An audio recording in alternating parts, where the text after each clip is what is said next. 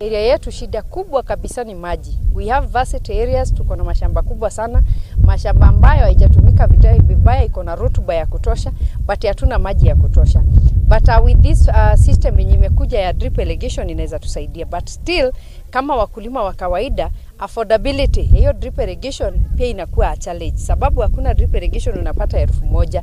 Ni mpaka ukuwe na pesa mzuri, umejipanga ndio uweke hiyo the system ianze kuwaka kwako. Lakini tukiwa na drip irrigation inatusaidia sana, because at least tunaweza afford the basic food ile ya nyumbani ya kawaida, the household food ile ya kawaida ya kukuliwa every day. Sababu mara mingi hapa kwetu mvua haitoshi, and the weathers are so harsh.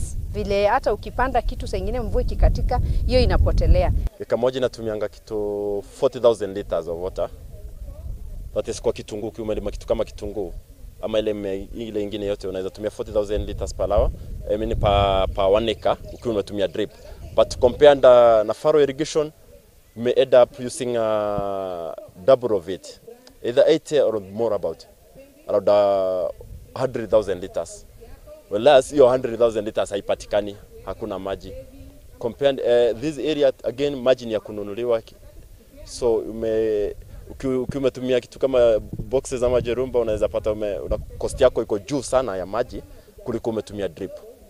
Wakulima tunawahimiza siku ya leo, kwa sababu wamebahatika kwa kushirikiana na Lewa Wildlife Conservancy na pia washikadau wengine, tuko na miradi ya maji ambayo imeweza kufikisha maji manyumbani.